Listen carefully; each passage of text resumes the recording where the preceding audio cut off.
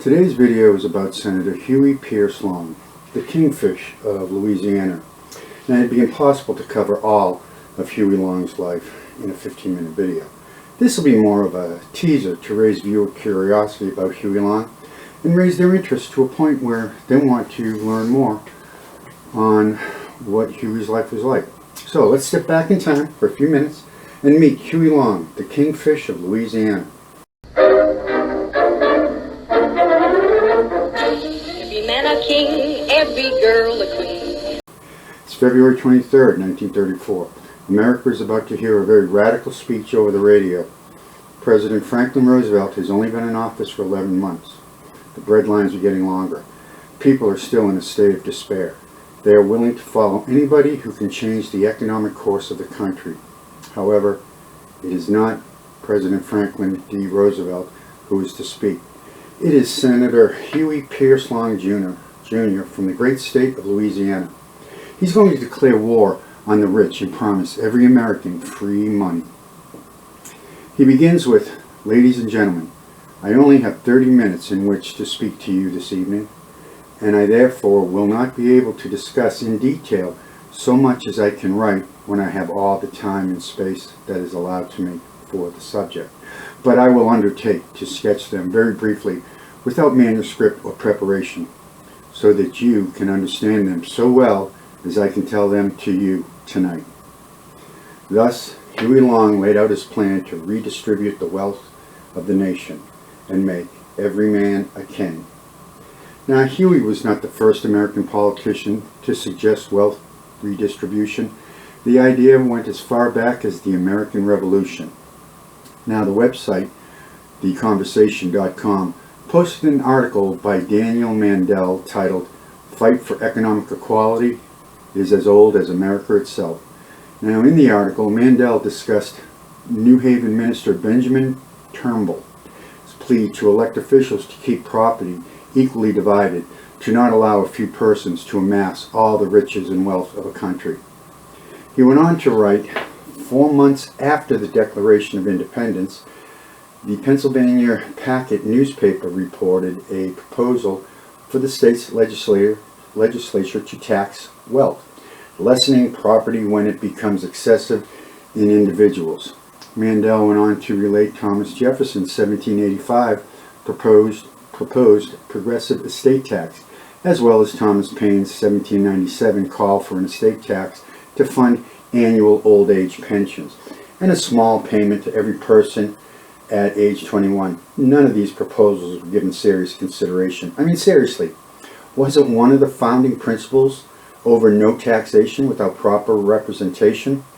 Now, it wasn't until President Woodrow Wilson signed the Revenue Act of 1913 into law, which allowed the government to tax individuals. This act, based on the 16th Amendment, allowed the federal government to levy taxes on the top 3% of the population's earners. That would be incomes above $3,000. It also established a corporate tax rate of 1%, while lowering the tariff rate from 40% to 26%. Yeah, that's another reason why I'm not a big fan of Woodrow Wilson's, but that's a different story. Anyways, now, the federal income tax came along just in time. According to the National Bureau of Economic Research website, Economics of World War I, the U.S. government spent $32 billion from 1917 to 1918. Now, income tax only paid for 22% of that bill. The rest of the war was funded by Liberty bonds and Liberty loans. The federal government's power to tax and spend expanded, and it has never contracted. Our elected representatives just keep on spending. Now, the biggest jump in the federal spending and bureaucracy came with the Roosevelt administration and his New Deal programs. And this is where Huey Pierce Long comes to the forefront of the American political scene. Huey Pierce Long was born in Winfield, Louisiana. Now, Winfield at that time was very poor and was located in the northern part of the state. Basically, it was poverty-stricken. Now, in his early life, Huey worked briefly as a traveling salesman. However, realizing that was not his forte, he enrolled in college. Actually, he attended 3 different colleges never graduating from any of them. Now, Huey was brilliant, and on top of that, he had a photographic memory. Now, with this combination, Huey enrolled in Tulane Law School. However, he never earned a degree. Instead of wasting all that time in class learning about the law, Huey sat for the bar exam and passed it at the age of 21. Can you imagine the American Bar Association or the Association of American Law Schools allowing that to happen today? They'd be apoplectic. Passing the bar without going to law school? All that money lost, yeah.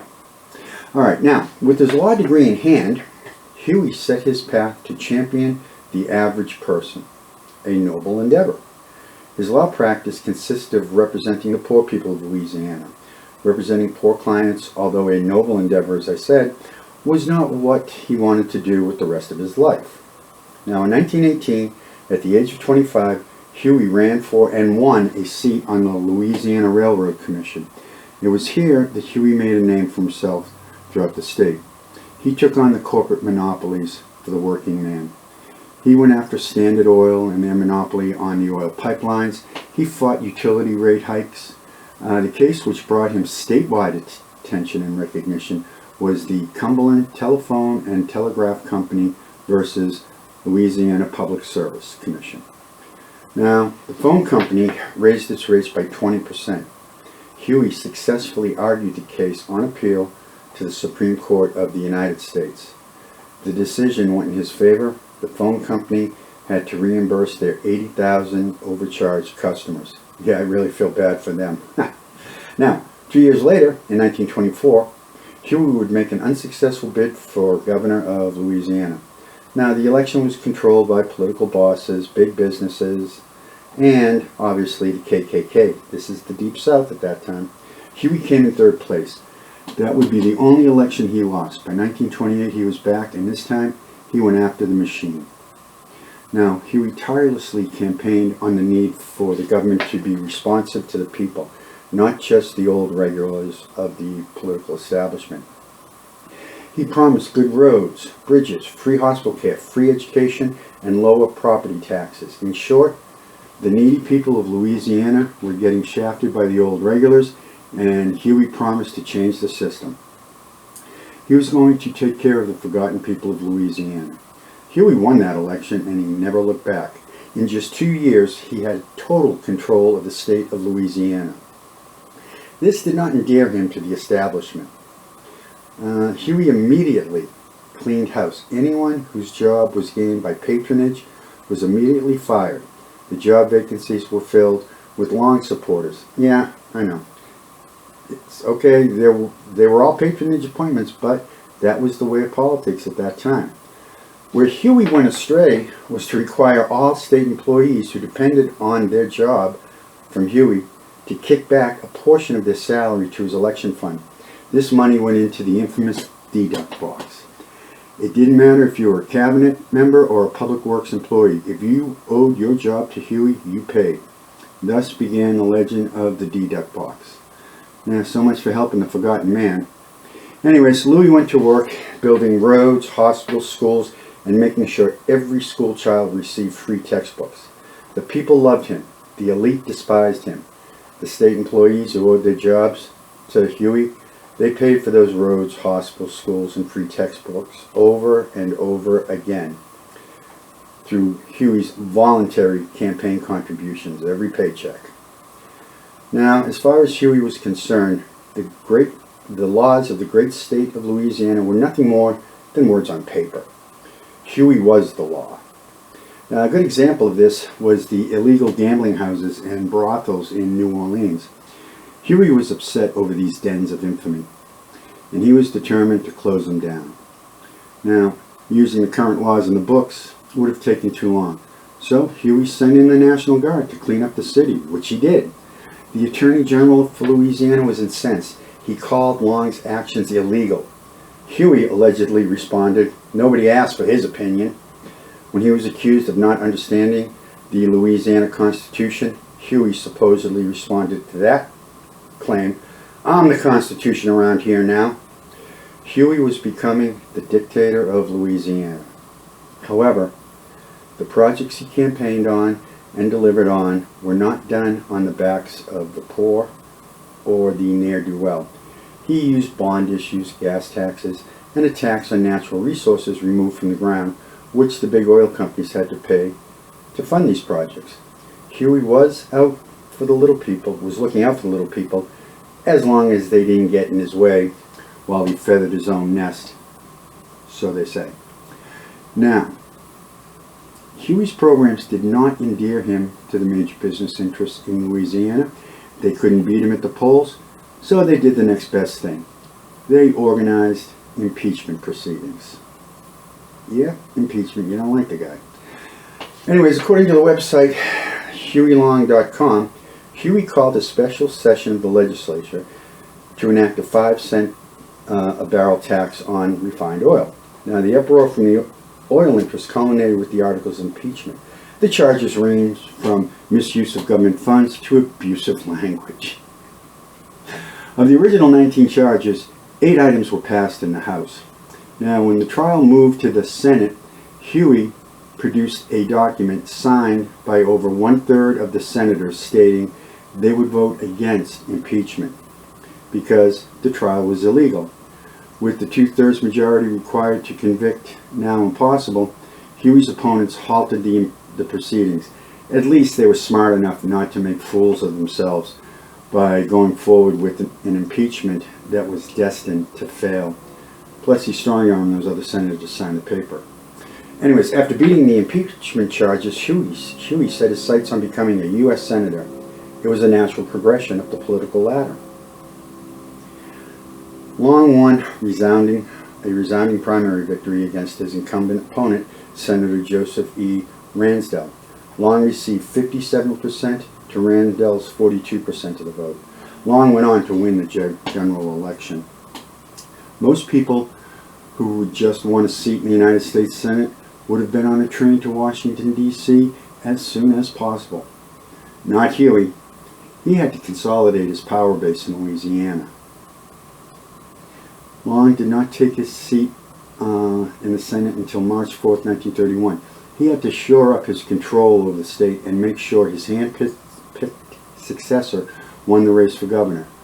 Now, when the press complained he was leaving Louisiana's Senate seat vacant, Long quipped back, "It would not hurt Louisiana. Why, with Ransdell as senator, the seat was vacant anyways."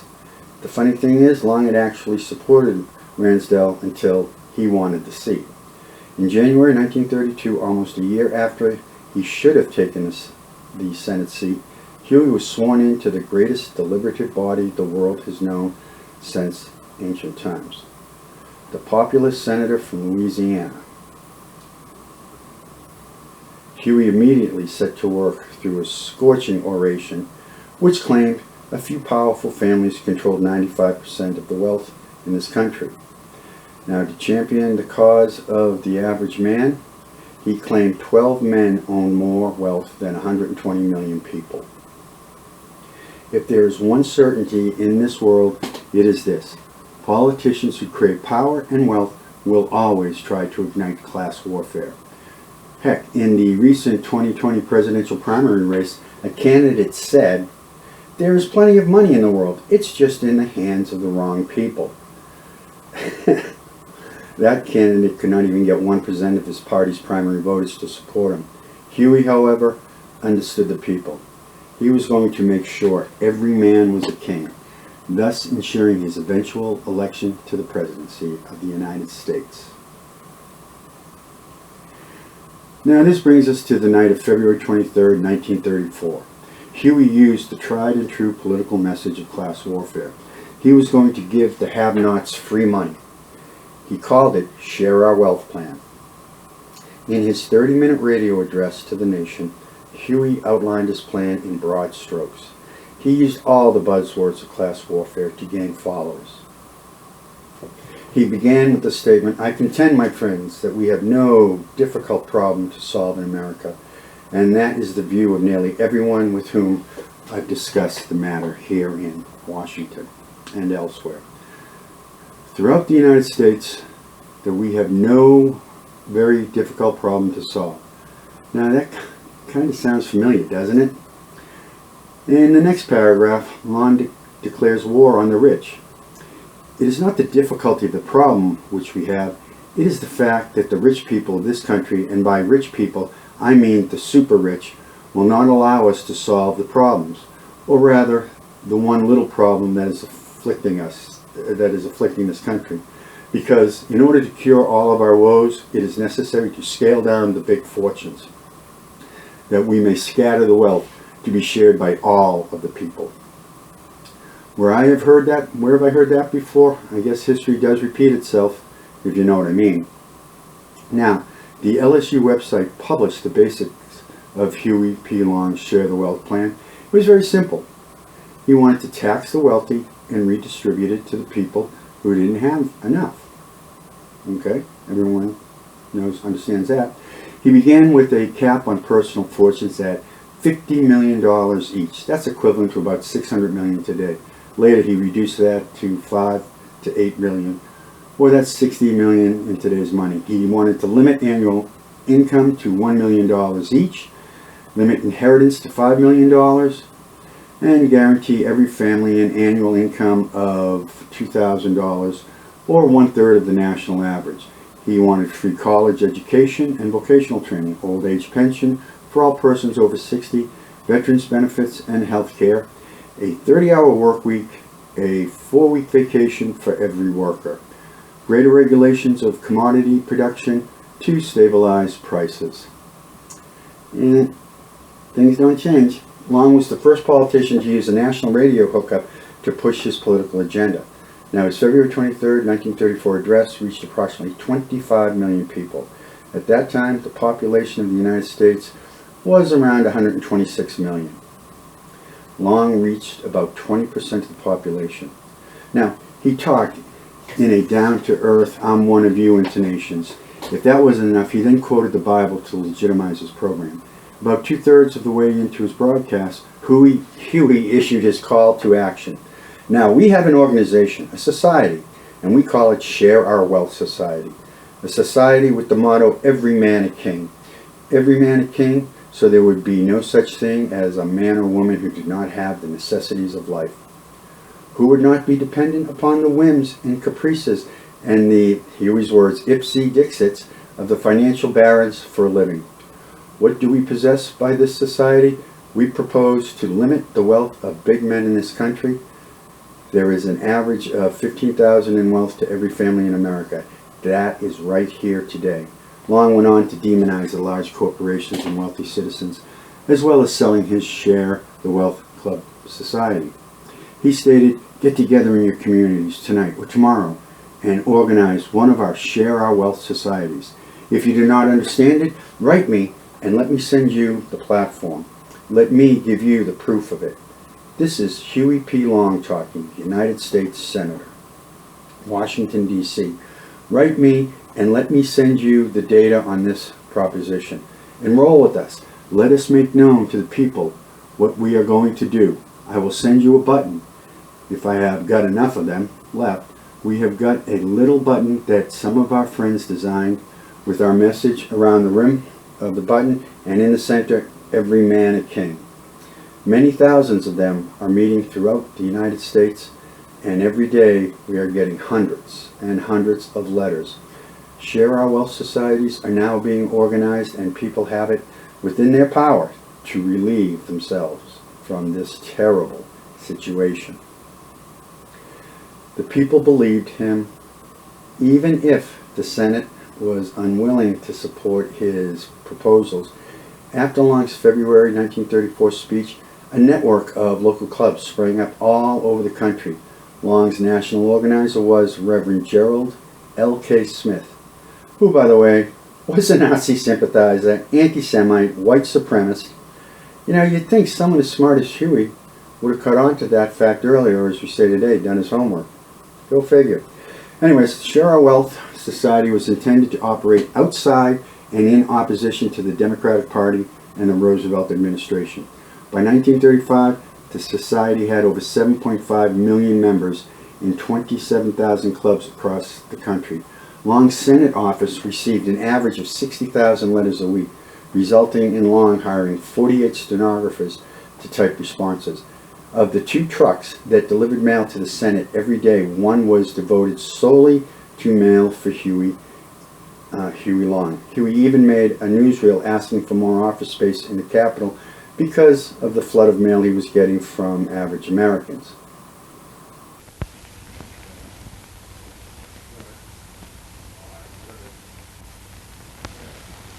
Senator Neely, what I have asked you to come by here for is to see if you can't get me a little more space in this building. We're crowded out. We're working from 30 to 50 stenographers answering some of our mail. How about it? Huey, I'll give you another room either in the Capitol or in the Senate office building, provided you assure me that I shall share in the distribution of wealth which you proposed on the floor of the Senate this afternoon. Well, you'll do more than share, because having been in politics as long as you are, you're probably more in need of a share than even the common man is, Senator. But I want to say this.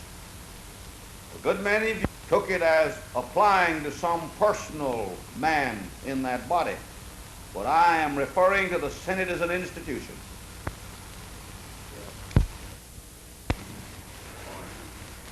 I wish you'd see if you could rearrange things so as to give us some more space, because you're naturally going to have another desk or 2 somewhere here. Well, we have now 22 girls on the day shift and 14 at night. And unless we do get some space, we're going to have you give up your office again so that we can put girls in here.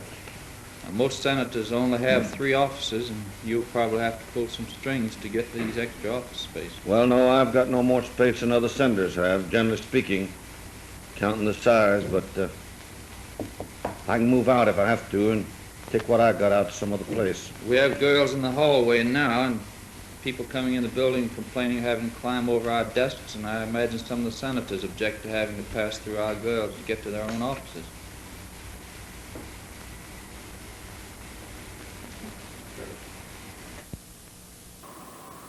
As you can see, it took Long a number of takes before he got the sincerity just right in that newsreel. Long's newspaper, the Louisiana Progress, which every state employee had to subscribe to, as well as all state agencies were forced to buy ads in, was renamed American Progress. Average circulation of 300,000, with some issues reaching over 1.5 million. Long now had his own national newspaper to hawk his program of Share the Wealth. Long's radical programs were very attractive to the people, especially union members. However, the union executives thought differently. Now, Teamster President Daniel J. Tobin expressed his growing concern about Long to President Roosevelt, which does make sense. I mean, under Huey's plan of every man a king, who needs union? No unions, no union dues. Tobin was upset. How dare Huey hone in on his unions? Now, as I stated before, wealth redistribution is not a new idea. It has been around in this country in some form or another since our inception. Long, being the consummate politician, freshened it up and tried to sell it as being fair and just. To be fair, old age pension was adopted by the Roosevelt administration as part of the New Deal in the form of Social Security. But unlike Long, Roosevelt was smart enough and realized that if it was just the government paying out Social Security payments, sooner or later the Congress would try to take that money and use it for something else. That's why Roosevelt made sure workers would have to contribute a portion of their own wages to the fund. This would keep Congress from using the funds for other things. Now, it worked pretty well until the 1980s, when Congress began borrowing from the fund, which nearly bankrupted Social Security. Anyways, Roosevelt realized he would have a fight on his hand in the 1936 election. Now, the enemy was not from the Republicans. The enemy would be from his own party. Roosevelt did not see Long as a competitor. He saw Long as a totalitarian demagogue, a would-be dictator willing to destroy democracy under the guise of defender of American democracy and the little people. Roosevelt labeled Long the most dangerous man in America. Now, Huey Long's hubris went so far as to write a book in 1935 titled My First Days in the White House. In his alternative universe, he makes up scenes and dialogue with powerful political figures of the day. Long created a conversation with ex-President Roosevelt. In it, he comes across as altruistic, sincere, and caring only about the American people and the survival of American democracy. Huey was the ultimate political opportunist and huckster. Now, here's a scene where ex-President Roosevelt calls President Long. Roosevelt, what in the world do you mean by offering me a cabinet post after all the things you have said about me as president? I only offered you a position which I thought you were qualified to fill. Well, I thank you for the gesture, Huey, but I can't feel that you have complimented me very much. Why not, Frank?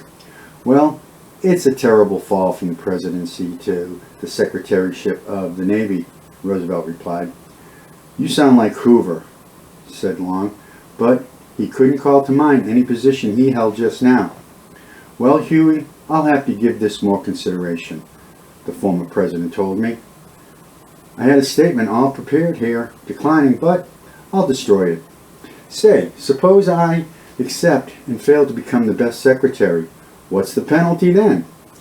Long responds, in that case, I replied, people will hold me responsible and they may punish me for your failures. The former president chuckled. Well, Huey, that's almost reason enough to accept the position. You'll hear from me later. Long. Okay, Huey was ambitious and he had a thirst for power, but he was also delusional. I mean, come on, writing a book about his first days in the White House and how successful he was? I wonder at what point he really started to believe his own publicity. Now, unfortunately for Huey, those first days would never happen. Rumors of assassination plots had abounded in Louisiana. Huey had made powerful enemies in the political world as well as enemies in the business world of Louisiana. However, many of these rumors or plots were real or made up by Long himself to garner more support. No one really knows. There was an attempt to overthrow Huey Long by the Square Deal Association. As a group of guys, it was a plot of armed insurrection. Now, in January of 35, 2000, armed square dealers stormed the East Baton Rouge Parish Courthouse, prompting Governor Allen to call out the National Guard and declare martial law. Now, as a result of this event, Huey increased the number of his bodyguards exponentially. Huey's downfall came not at the hands of a sinister political cabal trying to stop the rise of a dictator. It came about because of a familial issue. Dr. Carl Austin Weiss Sr., he was a well-respected Baton Rouge physician and the son-in-law of Judge Benjamin Henry Pavey. He was a former 16th Judicial District Court state judge from St. Landry's and Evangeline parishes. I say former because Long had the legislature gerrymander Pavey out of his judgeship. Now, the accepted version of Huey's demise was that Weiss was upset at Long for gerrymandering his father-in-law out of his position and wanted revenge. On September 8, 1935, Weiss went to the State House, and as Long was walking down the corridor, Weiss stepped out from behind a column, shot Long once in the stomach, at which point Long's bodyguards opened fire on Weiss, killing him on the spot. Now, no one knows if it was the first bullet that killed Weiss or the other 59 bullets shot into Weiss's body that killed him. As Weiss was being repeatedly shot, Huey ran down the hallway to a flight of stairs, then out onto the Capitol grounds where he flagged down a passing car to take him to the hospital. There is an alternative history or theory that Weiss just went to the Capitol building to punch Long in the mouth and the bodyguards overreacted. It has been proposed that during the fusillade of bullets aimed at Weiss, one bullet may have ricocheted and struck Huey in the stomach. Now, since there was no autopsy performed on Long to do a ballistics match, this will always remain a theory. Now, Huey Long survived for 2 days until he succumbed to internal bleeding due to medical ineptitude. And on September 10, 1935, depending on what source you use, Huey's last words were either, "I wonder what will happen to my poor university boys," or, "God, don't let me die. I have so much to do." Now, I tend to believe the second statement. I mean, Huey was an egotist, which, by the way, is a requirement to public office to this day. I mean, just listen to some of our elected politicians, both sides of the aisle. They come across as the only person who can save the country from destruction with whatever 5-point plan they dream up. Okay, I know, I sound a little jaded. Now, Huey Long took many secrets to his grave. The biggest secret was the location of the deduct box. It is alleged that Seymour Weiss, the owner of the Roosevelt Hotel and Huey's political headquarters in New Orleans, asked Huey just before he died where the deduct box was. Huey responded, "I'll tell you later." That's a great story. Unfortunately for Seymour, Huey never did tell him the secret location of the deduct box. It's never been found, and now has become part of the legend of Huey Pierce Long. As an aside, estimates place the amount of money Huey collected from state employees for his re-election campaign to be anywhere from $50,000 to $75,000 for each election campaign during Huey's tenure in the Senate. Now, he was getting paid a base salary of $8,500 a year. To put this into perspective, the money in the deduct box would be worth $1,055,000 in today's money, but that wouldn't even be enough to come in fourth place in a Senate race today. As of March 2013, the FEC estimated the cost to win a Senate race to be about $10.5 million on average. As of 2022, the base salary of a U.S. Senator is $174,000. In other words, a Senate candidate invests $10.5 million to win an election, which will pay the winner 2% of that $10.5 million per year. Sounds a little crazy to me, but then power has its own value. As Huey said to President Roosevelt, "I'm just a small fish here in Washington, but back in Louisiana, I'm the kingfisher." I'm the kingfish, actually. Now, was Senator Long the most dangerous man in America, as Roosevelt believed, or was he just another political opportunist capitalizing on the tragic events of his time? That decision is up to you. So, what are the big takeaways from this story? Well, first, if you're in for a high office, play on people's fears and tell them what they want to hear. Second, do not employ a bunch of trigger-happy bodyguards to protect you from assassination. In their exuberance to protect you, they might accidentally kill you. And lastly, never, ever tell anybody where the deduct box is. Well, I hope you liked this video. If you did, please hit the like button, subscribe to my channel, ring the bell, and most importantly, please share this video with your friends. Thank you for watching.